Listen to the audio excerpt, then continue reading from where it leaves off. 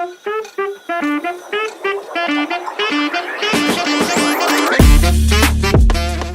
Krishna, welcome to our channel the way of law. तो आज हम लोग डेफिनेशन में हमने अपनी 2 डेफिनेशन कंप्लीट कर लिया, ठीक है। आज हम लोग अपनी थर्ड डेफिनेशन देखेंगे जो कि है रेलेवेंट, और ये दे रखा है सेक्शन 21K के अंदर। तो रेलेवेंट मतलब क्या होता है? रेलेवेंट हम लोग देखेंगे, देखो इसमें 2 चीज़ें होती हैं, ठीक है। एक तो होता है लॉजिकली कनेक्टेड और दूसरा होता है लीगली एडमिसिबल। ये क्या चीज़ है? लॉजिकली कनेक्टेड और लीगली एडमिसिबल। ये बात कहता है कि देखो कोई भी चीज़ होता है, इसमें अगर आप इसकी डेफिनेशन पढ़ोगे तो इसमें क्या लिख रहा है कि 2 फैक्ट्स मतलब कनेक्शन दिखा रहे। क्या दिखा रहे हैं इसके अंदर? कनेक्शन दिखा रहे कि 2 फैक्ट्स आपस में कनेक्टेड हैं। तो कनेक्शन दिखाने के लिए हमें पहले ये दिखाना पड़ेगा कि ये लोग स्टेप 1 क्या होता है, लॉजिकली कनेक्टेड है।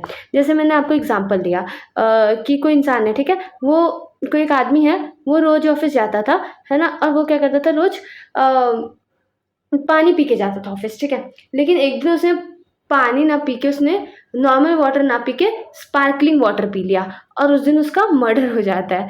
तो आप क्या कहते हैं कि क्या मतलब इनके पीछे कोई कनेक्शन है कि उसने इस दिन आज स्पार्कलिंग वाटर पी लिया, वो नॉर्मल वाटर पीता था, आज उसने स्पार्कलिंग वाटर पी लिया तो उसका मर्डर हो गया।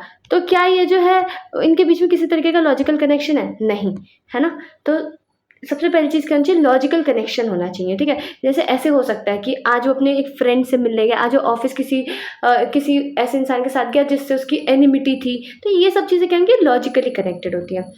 तो सबसे पहले स्टेप हमें ये देखना है कि लॉजिकली कनेक्टेड है या नहीं है। दूसरी चीज़ हमें देखते हैं, अब हर चीज़ जो लॉजिकली कनेक्टेड है इसका मतलब ये नहीं है कि वो एडमिसिबल हो जाएगी, मतलब कोर्ट में उसे कंसिडर कर ही लिया जाएगा। नहीं, हमें लॉजिकल नहीं, हमें किससे मतलब है? लॉजिकल तो होना चाहिए फॉर श्योर, हमें लीगैलिटी से मतलब है, लीगल रेलेवेंसी होनी चाहिए, ठीक है। तो क्या है यहाँ पे?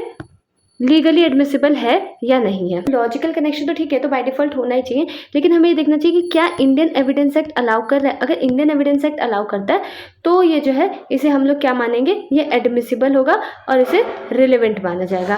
Clear? I hope it is clear. तो इसमें इतना कुछ वो था नहीं। तो एडमिसिबल कब होगा, है ना, हमें ये पता चल जाएगा। हमें पता चल जाएगा अच्छा अगर ये लीगली एडमिसिबल है, इंडियन एविडेंस एक्ट अलाउ कर रहा है तो एडमिसिबल होगा, और अगर ये एडमिसिबल हुआ तो फिर ये फाइनली क्या होगा? रिलेवेंट होगा, मतलब कोर्ट इसे कंसिडर करेगी। अब क्या कहते हैं कि अच्छा चलो मान लो कि कोई, ये बहुत एक इंपॉर्टेंट चीज़ है इससे जुड़ी हुई, ठीक है, स्ट्रिक्टली इससे जुड़ी नहीं हुई है लेकिन इसका पार्ट है तो हम इसे डिस्कस कर लेते हैं। जैसे सपोज क्या कहते हैं कि कोई एविडेंस है, ठीक है, वो एविडेंस जो है आपने लीगल मीन्स के थ्रू नहीं लिया, आपने इलीगली लिया है, ठीक है। जैसे स्टिंग ऑपरेशन, है ना, ऑल्दो स्टिंग ऑपरेशन के रूल्स हैं, लेकिन सपोज आपने क्या कहते हैं कि किसी से मतलब धोखे में या लीगल तरीके से नहीं, इलीगली किसी से एविडेंस लिया है, तो क्या वो एडमिसिबल होगा? इसका आंसर क्या है? ऑब्वियसली ये जो है एडमिसिबल होगा, यस, ठीक है। हमें इससे फ़र्क नहीं पड़ता। Evidence act is not concern about the means कि किस तरीके से एविडेंस है, बट वो एंड के बारे में कंसर्न है कि क्या एविडेंस आया है। अगर एविडेंस आया है तो सारे एविडेंस मानेगा, इससे फ़र्क नहीं पड़ता कि वो तरीका लीगल था या वो तरीका इलीगल था, इससे फ़र्क नहीं पड़ता है, बस एविडेंस होना चाहिए। बाकी इंडियन एविडेंस एक्ट को किसी भी चीज़ से मतलब नहीं है। इसके रिगार्ड में हमारे पास केसेस भी हैं, मैं आपको 2 केसेस बताती हूँ, आप उसे देख सकते हो, ठीक है। एक बहुत लैंडमार्क केस है ना, इससे रिलेटेड RK मलकानी, ठीक है, बहुत इंपॉर्टेंट केस है। मतलब कुछ केसेस ऐसे हैं ना, मैं आपको कहूँगी एविडेंस एक्ट के कुछ मतलब 30 केसेस की लिस्ट बना लो, उसे पढ़ लो, वो बहुत जगह पूछे जाते हैं, ठीक है। तो RK Malkani versus state of Maharashtra, फिर एक M Patodia versus RK Birla, let me right, ठीक है। तो ये 2 केसेस हैं इसके रिगार्ड में जो आप पढ़ सकते हो, ठीक है। और अगर आपसे क्वेश्चन पूछा जाए, ठीक है, एडमिसिबिलिटी के बारे में, तो आप कैसे लिखोगे इस क्वेश्चन को, क्या तरीका है? सबसे पहले आपको क्या लिखना है? रिलेवेंसी और एडमिसिबिलिटी का आप रिलेशन बताओगे, ठीक है। जैसे मैंने चार्ट बना के दिया, ये जितने भी चार्ट है प्लीज़ इसे नोट डाउन करते जाओ, ठीक है।